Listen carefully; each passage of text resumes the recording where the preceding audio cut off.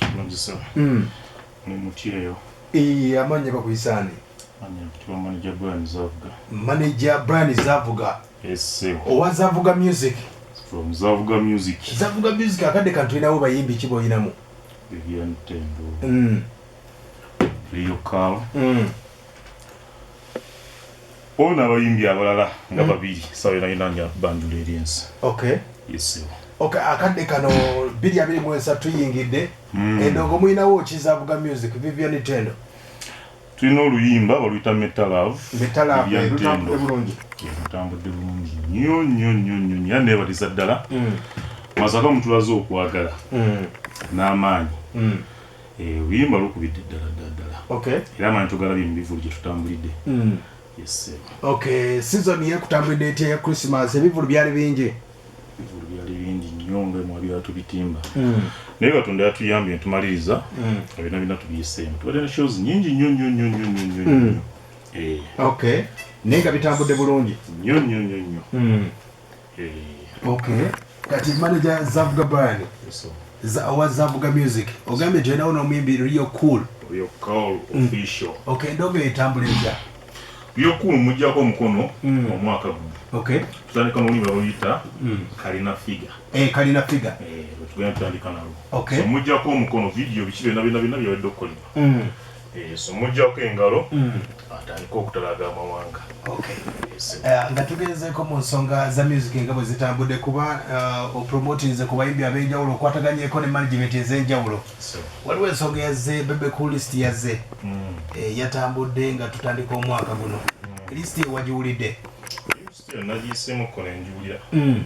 Abayimbi abasinga bagivuluze omukulu Bebe Cool okuwandika list kiina kye kigattako ku industry y'endongo. Okay, kiteekawo amaanyi eri abayimbi abamuwuliriza n'abamukkiririzaamu. Abamukkiririzaamu. Course bonna nti bajja mukkiririzaamu Bebe Cool. Okay. But nze personally mukwano gwange nga Bebe.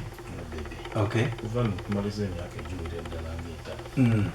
Kuva nga twakamuwandiika oluyimba lwe bayita Mboozi z'Amalwa. 18 and over. Project ezo zatugatta nnyo naye. So waleeta ekintu kyongerayo bwongezi nange. Yesse. Okay. Ne ku list eyo nati ndabanoonyako nga sibalaba. Teyatuwa. Obuzibu bwava ku ki? No, nekirala Bebe Cool ensonga gyampa oba gyatuwa nga fudalamu. Abayimbi baali bangi. Abayimbi baali bangi. Amazina abakola bulungi. Okay. So tumanyi omwaka ogujja nga tukole stop osaa tunaagibeerako. Okay, ate waliwo omukulu bamuyita Bajjo yafulumizza list y'abayimbi ebbeeyi y'abayimbi nti buli omuyimbi asinga ebbeeyi ye Bobi Wine. Waliwo ne list yafulumya endala ey'abayimbi ebbeeyi kati omuyimbi asembayo obwalayisi bamuyita baza kati mitwalo 2 okumufuna. Nga Bajjo yakikola? Bajjo yafulumizza list yafulumya ejjo endala ku bayimbi bwe batyo. Gw'okyogerako ki nga abapromota babasengekera emiwendo? Omuyimbi yenna bw'akuba hiti n'amanyikibwa eri Uganda oba ensi, shows zaafuna entugeza nze bwe mba n'omuyimbi wange nga tukola nti nga Oladde pressure teri ayinza mmanya bbeeyi gye nkoledde nti nyenze eruwe bampadde ssente bwe ziti okuleka nga Bajjo antegese. Naye kati ekyo waba yagaye nti baza yayimbye emitwalo 2 aba mujereka bujerezi. Because baza alina hiti ate ensi emmanyi. Ronald Mayanja amuwadde naye 2. Kati ate we yabadde avuluga. Yandibadde abadde mu ffujjo lye nga Bajjo bw'abeera. Ekyo kyo nkiganye. Okay. Baza ekitono ennyo akolera akadde kamu n'ekitundu. Ku sityo ze mbaddeko naye ez'enjawulo ze tukwataganye nga ffena batutegese. Okay. Okay, endongo ya 2023 olowooza tunafunamu bayimbi abapya, ndongo ki gye tulinawo empya kuba ennyimba tetunaziwulira eziriwo? Ku bayimbi bonna. Abayimbi endongo bagirina era bagenda gisumulula. Okutandikira ku maka gaffe ffe aga Loud Entertainment. Loud egamba etya? Yesse mukwano gwange Yesse gyali? Yesse mwali endongo tugifumbira ddala. Nnyo n'amaanyi endongo tugifumbira ddala. Yesse. Okay.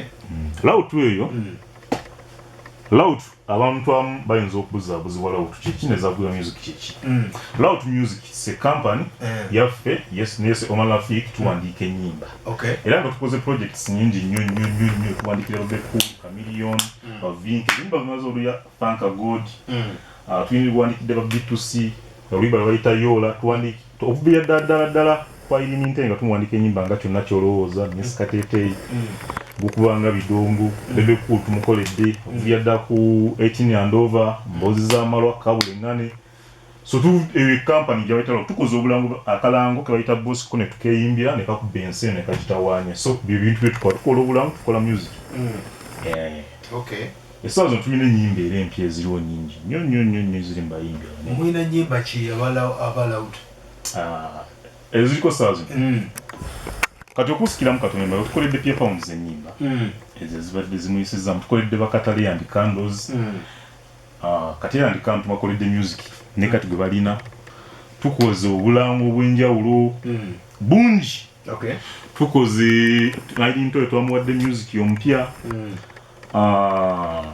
ono omusajja omuwonaani gwotera okwagala ennyo Zex birangirangi Zex asirise tulina music w'omupya mungi Chameleon yennyini Spice Dana tulina ennyimba Spice Dana ku EP gye twakola tulinako oluyimba mbuzi olumanyi era lwakolebwa producer nga bamuyita Eliakis ne Yesse Omalafik yalwandiika so Loud tukola ebintu bingi mukulu Zavuga awuliddeko issue omukulu gwe bayita King Saha abaddeko ku nsonga z'ebiragalalagala obaddeko n'abayimbi bangi abayimbi banywa ebiragalalagala mazima gali nti ebiragalalagala bingi mu bayimbi chemicals nyingi mu bayimbi oba bye bayita ebitaabataaba ebyo n'obwenge bingi bayinza kikomya batya kuba abayimbi bayinza otugwako eddala mu mwaka gwa 2023 kintu ekyo naye kenyini mbadde ngezaako kirwanako naye ndirako nti abantu nze benkoze nabo okuleka betukolera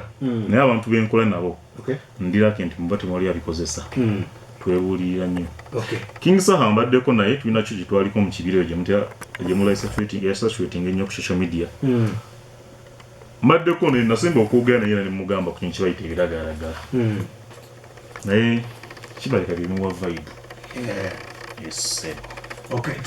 gwe togezangako kumukontrolingako mugamba muwabula abasajja kuba mwe system mugirabe abasajja abo nga Saha n'abakazi bangi ababikozesa abayimbi ab'amaanyi bangi ne just kusaba Katonda kozi yagamba erimuwa vibe okulinya ku stage amaanyi agafuna bwati so sijja kyewuunya oba sijja ate bijja kukoma kozi liringa ddagala eri abayimbi ebiragala tebiyinza kuggwamu naye nga muba balina otandika ku kitu ekyo kivumirira nga muyima ku marediyo gano ekintu bakitandika dda naye kati mwe abali mu management mu system ezo controllinga mwindo nalema kikozesa gwe gwotandisa naye kati abasajja balina management zibalimu engazi ennene